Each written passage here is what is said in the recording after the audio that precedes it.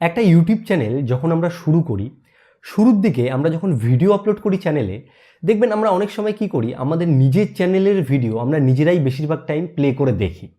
এটা কেন হয় বলুন তো? দেখবেন শুরুর দিকে যখন ইউটিউব চ্যানেল ওপেন হয় তখন আমরা একে ওকে বলি যে আমরা ইউটিউব চ্যানেল ওপেন করেছি, তখন তারা কি করে যে দেখতে চায় যে দেখি চ্যানেলটা কেমন। তো সেই ক্ষেত্রে কি হয় যে নিজের চ্যানেলের ভিডিও আমরা নিজেরাই প্লে করে তাকে দেখিয়ে দিই। কিংবা আবার অনেকেই আছেন নিজে ভিডিও আপলোড করার পরে নিজে একটু দেখার মনোভাব জাগে যে কেমন বানিয়েছি ভিডিওটা, একটু চ্যানেল থেকেই গিয়ে দেখে আসি। তো এই কারণবশত অনেক কিন্তু ভুল হয়ে যায় চ্যানেলের ক্ষেত্রে। পরবর্তী সময়ে দেখা যায় এটা একটা বড় ক্ষতি করতে পারে চ্যানেলে।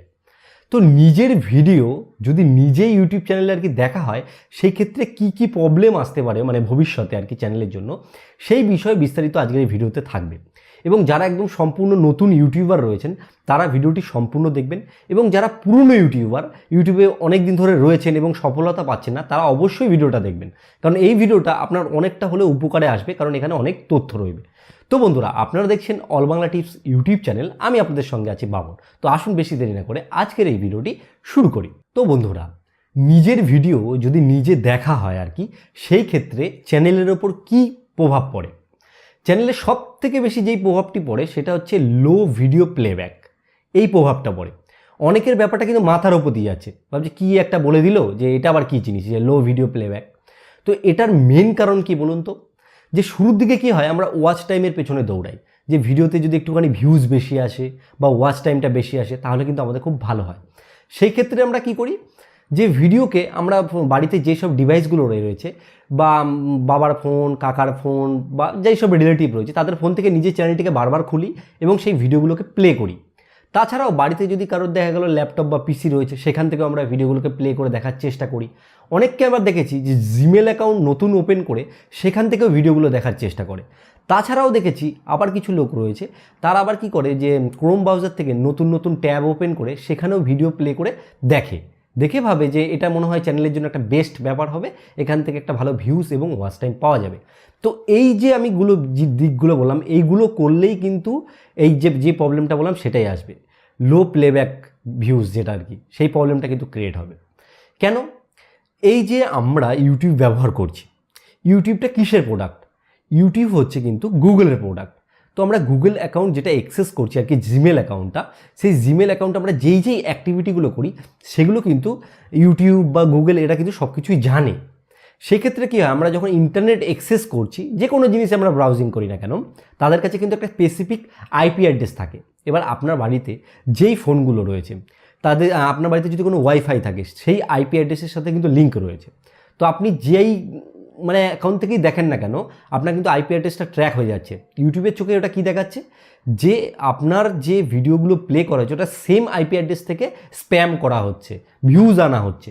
সেই ক্ষেত্রে কী হয়, ওটা লো ক্যাটাগরিতে ইউটিউব কিন্তু ওটাকে ফেলে দেয়, এবং কখনোই কিন্তু আপনার ভিডিওতে আর নতুন করে কিন্তু ভিউজ আসে না, আপনার ভিডিও কখনোই কিন্তু ভাইরাল হবে না।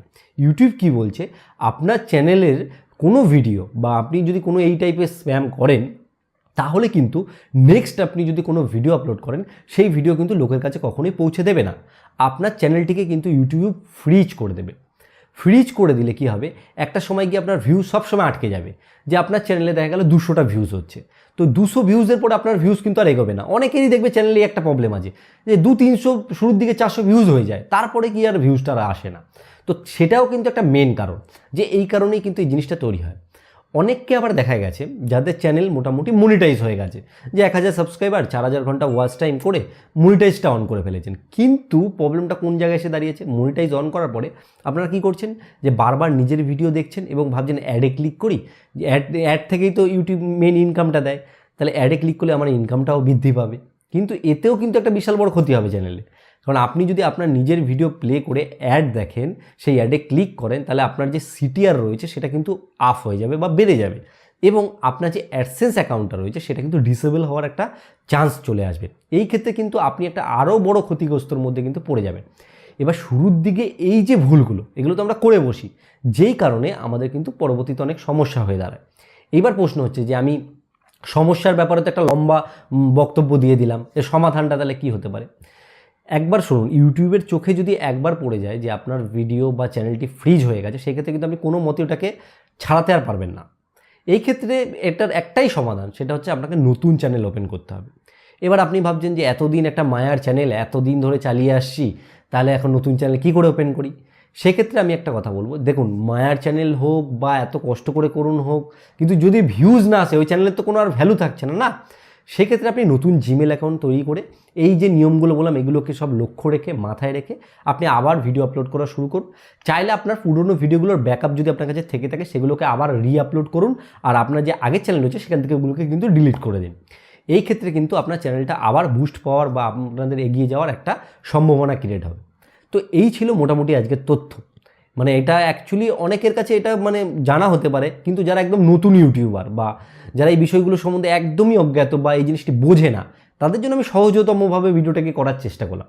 যদি আপনাদের এই ভিডিওটি ভালো লাগে তাহলে লাইক করবেন। লাইক করলে কী হয় বলুন তো, এই যে ভিডিও করার যে মানে কনফিডেন্সটা বা আগ্রহটা এটা বাড়তে থাকে। তো ভিডিও শেষে আমি যে কথাটা আপনাদের বলে থাকি যে আপনারা সবাই সুস্থ থাকুন, ভালো থাকুন, অল বাংলা টিপ চ্যানেলের সাথে সদা সর্বদা জুড়ে থাকুন।